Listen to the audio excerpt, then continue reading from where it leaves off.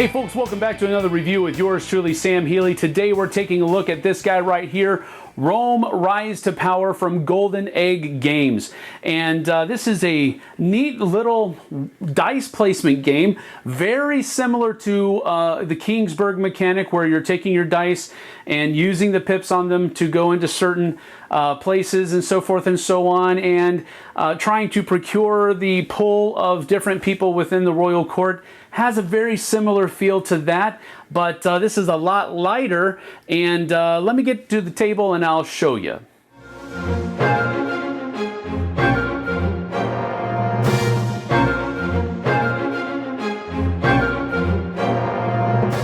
Now, in a game of Rome Rise to Power, the ultimate goal here is to get victory points, and you're awarded victory points in a few different ways throughout the course of the game, and then there is a final scoring at the end of round 5.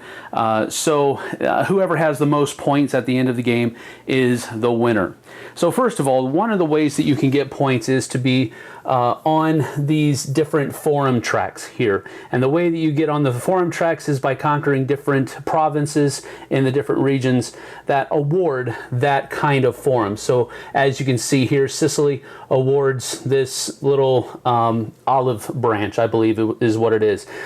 Here, Sardinia and Corsica have the wine forum, and so forth and so on. So you can get the more of these provinces that you control, the further you get along these forum tracks, which will get you points later on in the game, and I'll explain that a little bit later.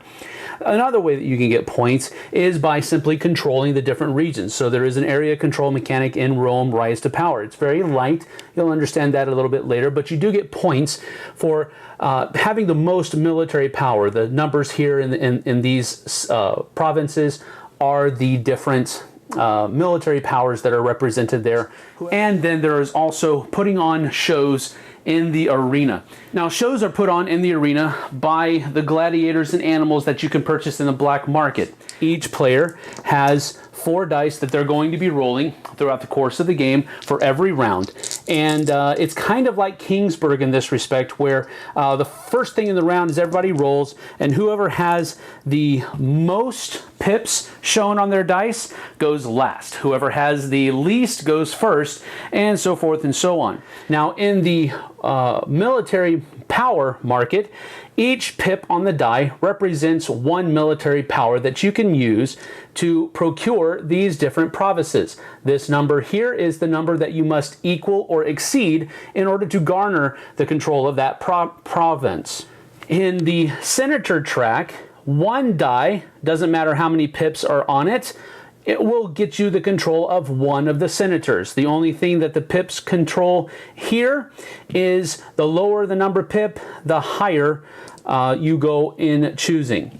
Down in the black market, the number of pips that you have on the die equal the amount of gold that you have to spend on each of the different gladiators and or beasts that are here. So here we have purple going first. Now, when purple decides to go on their turn, they can place 1 and only 1 die on any of these tracks here. These stars here represent who's going to choose first, second, third, and fourth. So as we have determined player order, purple gets to place 1 of his first. So they're going to go ahead and place their 4 here on the number 1 spot in the senator row. Then red gets to go next, and red is going to come down here into the marketplace, the black market, and place their 5. Then blue is going to go and place their blue right here. Now it's yellow's turn. If yellow had chosen to place their 4, it would have swapped places with the 6, because the lowest numbered die always goes in the leftmost column. Now, the only problem with that is, if you can see here, yellow has 3 6s and a 4. The problem is that you are able to add to this column so that you can get higher than or equal to these numbers that the province requires for military strength. But the only way that you can place another die here is if it is equal to or lower than the die that is already there. So if he put his 4 there first, he would not then be able to put this here. That would be illegal. There are senators whose powers allow you to do something like that later in the game. Instead of placing his 4 up there, yellow is going to place one of his 6s. Now purple decides that it wants one of these provinces that's up here. So he's going to place his 3 there. Now 3 is less than both of these 6s, so it comes to the first, and these are pushed over. Then it comes to the red player turn, and they want to do the same. They place here, both of these get shifted, and that one comes over here as well. Blue says that, okay, well now these 2 have moved in. We're probably pretty sure that they're going to place their final 2 here so that they can afford one of these provinces. So my placing another die here isn't going to do any good because I'm not going to be able to get a second province even if I get up to 10. So I'm going to place my 3 here, which will put me in front of the 5 red. And then yellow says, okay, same thing. I'm going to place my 6, no, I'm going to place my 4 here, which will take me in front of that. And then purple comes back and says, going to add to that. I can add to that because it's equal to or less than the pips that are already there. And then red is going to do the same thing. Comes back to blue, and blue is going to add a die here. And then yellow is going to add a die here. Then we come back to the final dice for everyone. That's going to go here. That's going to go there. This will go here, which will then move this guy over. And this guy will go here. After all the dice have been placed, each row is done in order from top to bottom, starting with the military, then the senators, and then the black market. All right, so purple would get Sardinia and Corsica. They have 3, 4, 5, which is what is necessary to do that. So then they would take one of their Roman arches and place it in that area. And once they do that, they move their token 1 on that forum track. So purple would move 1 on this track here. Then red is going to take, we'll go ahead and take Nostra, Provincia Nostra. All right, and that is going to mean that red places one of theirs here. And that means that their red token would move on the olive forum. And then we're just going to stay with colors. No, we're not. We're going to go here and here. All right, so blue would take and place theirs here, which would move blues up 1.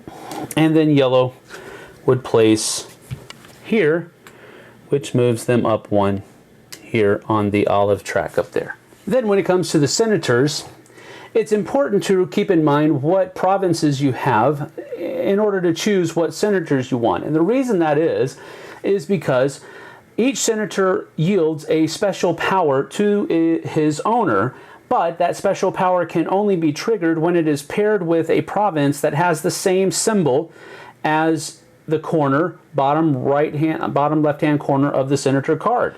So when you're choosing a senator, you want to keep in mind what province you took. So purple took Sardinia and Corsica, so they get to choose first, and they get to choose this guy. Remember that only the die counts. The pips don't really matter except for choosing order. So purple would have taken the K-Store. Then blue took a double swords here, and so this is the only double swords that's out there. So we're going to go ahead and take that one. Now, since yellow put 2 dice here, they would be able to take 2 senators, which they will take both of these. Now, they won't have immediately, the beginning of the second round at least, a province that has this kind of symbol on it, but they do have one of these from Illyria. So they would possibly be able to use this one, but not this one next turn. And then finally, in the black market row down here, the number of pips on the die equal the number of the amount of gold that you have to spend in the market. So blue here is decidedly going to go for a Roman and a barbarian because that equals 4. So these 2 dice are used to procure these 2 guys. Then the yellow guy also has 4. So he's going to choose to take the elephant and the Roman here. And then red going last only can choose the lion. And then at the end of the round, cleanup happens where each player takes the cards that they won or purchased, and then each row is filled up for military provinces, 4 senators, and 5 beasts and or gladiators in the black market. And then the second round begins just the way that we played the first. On turns 1, 2, and 4, there is no scoring that happens, but on turns 3 and 5, scoring does happen. And the way that happens is that, first of all, to get points from the forums, you have to have at least 1 pip on the forum. And as you can see here, this does not constitute a place. It is just the starting position of the tokens. The way the points are awarded are simply this. You get 1 point for having at least 1, but then you also get 1 point for each token that you are ahead of on that track. So yellow here would get 1 point for having at least 1, then 1, 2, 3 more for being ahead of 3 other people. So that would be 4 points for yellow, 3 points for red, and 0 points for both purple and blue. And that's how all 3 of these are awarded at the end of round 3 and at the end of round 5. Additionally, at the ends of rounds 3 and 5, there is arena scoring where players can take the beasts and or gladiators that they have purchased in the black market and put on a show with them. You can use 3 or more cards to put on exactly 1 show in the arena. In addition to these points, whoever has the best show gets an additional point. And then there are also some senators that allow that afford you an extra point if you have them in your tableau. So at the end of rounds 3 and 5, you score forums, you score the arena scoring, and then at the end of round 5, after you have done the forums and the arena scoring, you also score for region control. Someone who controls all of the provinces in a region would gain 3 points. If you simply have the most power in a region, you score 2 points. And if there is a tie for most power, each player would score 1 point for a region. And then there are also at the end game scoring, there are also senators that have end of game scoring where, for example, this person, whoever owns this senator will score 2 points for each of these kinds of provinces. Whoever owns this one will be able to score 2 points for every one of those kinds of provinces that the person owns, and so forth and so on. And then whoever has the most points at the end of the end game scoring is declared the winner. This was a pleasant surprise. Usually by this time of the year, we're getting to, unfortunately, we're getting to a lot of the games that just don't have the oomph that all of the other games that have come before have had. But this one, at least in my opinion, really rises above the current crop. I really did enjoy having the 3 different markets to go in. And strangely enough, well, not strangely, but brilliantly enough, each market has a very different feel to it because you use your dice in very different ways. On top of all of that, they added in the area control mechanic where you're gaining points for controlling the different provinces and the different regions on the board. And if you have the most power, then you're going to be getting points. But if you don't have the most power, you're going to walk away with nothing. So there's a little bit of a gambling aspect there too with getting those province cards and being very decisive on which ones you go after and which ones you don't. It plays in an hour. Something that even Kingsburg can't boast. So I want to say that this is a game that really came out of left field for me. I was not expecting to like it as much as I did. The cover, while it is kind of neat, it's also kind of boring. There's just one thing that I cannot stress enough is how quickly this game plays and how smoothly it plays. I can't tell you how many times I had people saying, you know what, I'm not doing that great, but it doesn't matter because it's going to be over quickly and I'm still enjoying myself. So that's an earmark, I think, of a very good game when you can not be doing well and still enjoy the game. Now, having said all of that, there are a couple of things that I wish could have been done better. And that is, first of all, the color palette that was chosen for the actual board. The green looks very similar to yellow, which wouldn't necessarily be a bad thing, except for that there are yellow provinces as well. And when you look at the province cards, they kind of zoom in on the province, so there's no size differentiation on the different provinces that are out there.